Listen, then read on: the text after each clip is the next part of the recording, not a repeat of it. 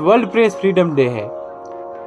भारत में पत्रकारों के सोशल मीडिया पर शुभकामनाएं बांटने का एक दिन। इससे ज़्यादा मैं इस दिन के बारे में क्या ही कहूँ। जब 2023 का 3 मई इसी दिन 2023 में वर्ल्ड प्रेस फ्रीडम इंडेक्स जारी होती है और भारत का स्थान 180 देशों की सूची में 161वें स्थान पर होता है, तो मैं भारत में आज़ाद मीडिया की कल्पना नहीं कर पाता। ऐसा नहीं है कि भारत में किसी दौर में आज़ाद मीडिया रही है। हर दौर में जो जर्नलिज्म है उसमें कुछ एक जर्नलिस्ट ही आज़ाद रहे और वो बोलते रहे। उन सब के बीच में कुछ ऐसे पत्रकार रहे हैं, मेरे जैसे कुछ पत्रकार रहे हैं, जो छिटपुट कभी बोल देते हैं और छिटपुट कभी डर जाते हैं। लेकिन मैं अपनी डर जो है वो रवीश की इस किताब बोलना ही है जैसी किताब से दूर कर लेता हूँ। अपने आप को समझा लेता हूँ कि हाँ, ऐसे भी पत्रकार रहे हैं जिन्होंने बहुत अच्छा काम किया है, तो उसमें हम कुछ एक तो अपना काम ठीक से कर ही सकते हैं।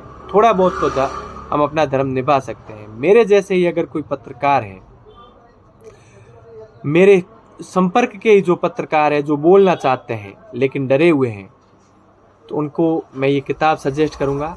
हालांकि भारत के हर नागरिक को ये किताब पढ़नी चाहिए। उन्हें पढ़ना चाहिए कि 2014 के बाद में भारत का लोकतंत्र की किस तरीके से हत्या की गई। इस किताब का एक जो अंतिम अध्याय है, नागरिक पत्रकारिता की ताकत, उसका अंतिम पैराग्राफ है, उसे मैं पढ़कर सुनाना चाहूँगा। इस पैराग्राफ की जो शुरुआत है बहुत बढ़िया तरीके से रवीश करते हैं।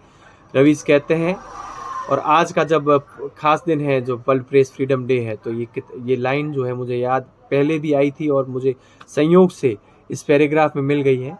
रवीश कहते हैं, आज मुख्य धारा मीडिया के पत्रकार बहुत डरे हुए हैं और एक डरा हुआ पत्रकार लोकतंत्र में एक मरा हुआ नागरिक पैदा करता है। आज़ादी के समय भी तो ऐसा ही था। बाल गंगाधर तिलक, महात्मा गांधी, डॉक्टर अंबेडकर, गणेश शंकर विद्यार्थी, पीर मोहम्मद मुनीस, अनगिनत नाम हैं। ये सब अपने दौर के सिटीजन जर्नलिस्ट थे। 1917 ईस्वी में चंपारण सत्याग्रह के समय महात्मा गांधी ने कुछ दिनों के लिए प्रेस को आने से रोक दिया। उन्हें पत्र लिखा कि आप चंपारण सत्याग्रह से दूर रहें।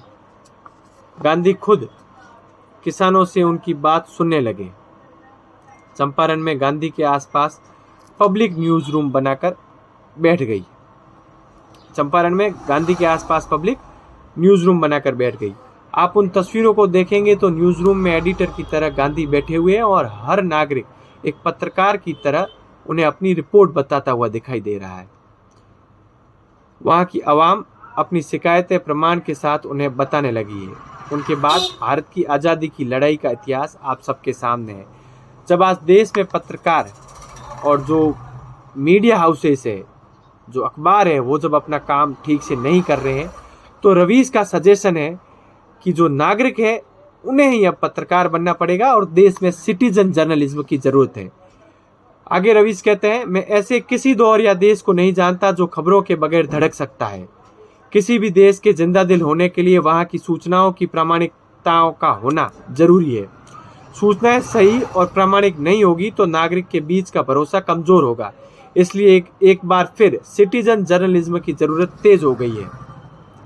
वह सिटीजन जर्नलिज्म तो मेन स्ट्रीम मीडिया की कारोबारी स्ट्रेटेजी से अलग है। इस हताशा की स्थिति में भी कई लोग इस गैप को भर रहे हैं। कॉमेडी से लेकर इंडिविजुअल यूट्यूब शो, इसके जरिए सिटीजन जर्नलिज्म के मूल तत्वों को जिंदा रखते हुए हैं। उनकी ताकत का असर यह है कि भारत के लोकतंत्र में अभी सब कुछ एक तरफा नहीं हुआ है। जो छिटपुट YouTube, wire, news laundry, Dhruv Rathee जैसे लोग हैं, जो एक तरफा नहीं दिखा के जो भारत के लोकतंत्र में आज घट और बढ़ रहा है उसे दिखा रहा है, उन लोगों के लिए रवीश ने कहा है। जबकि मुख्य धारा मीडिया एक तरफा हो गया। जनता सूचना के क्षेत्र में अपने स्पेस की लड़ाई लड़ रही, भले ही वह जीत नहीं पाई है। महात्मा गांधी ने 12 अप्रैल 1947 की प्रार्थना सभा में अखबारों को लेकर एक बात कही थी। आज के विभाजनकारी मीडिया के लिए उनके प्रवचन काम आ सकते हैं। गांधी ने एक बड़े अखबार के बारे में जिसमें खबर छपी थी कि कांग्रेस की वर्किंग कमेटी में अब गांधी की कोई सुनता नहीं है, कहा था आज अखबार डर गए हैं। वे अपनी आलोचना को देश की आलोचना बना देते हैं, जबकि मैं मेन स्ट्रीम मीडिया और खासकर न्यूज़ चैनलों की आलोचना अपने महान देश के हित के लिए कर रहा हूं। गांधी ने कहा था, आप इन निकम्मे अखबारों को फेंक दें। कुछ खबर सुननी हो तो एक दूसरे से पूछ ले।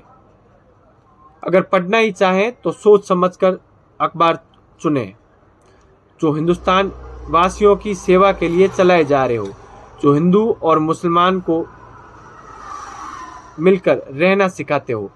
भारत के अखबारों और चैनलों में हिंदू मुसलमानों को लड़ाने भड़काने की पत्रकारिता हो रही है। गांधी होते तो यही कहते जो उन्होंने 12 अप्रैल 1947 को कहा था, और जैसे मैं यहाँ आज दोहरा रहा हूँ।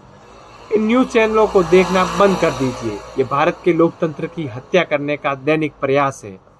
आज बड़े पैमाने पर नागरिक पत्रकारों की जरूरत है, लेकिन उससे भी ज़्यादा जरूरत है हर नागरिक के लोकतांत्रिक होने की। शुक्रिया।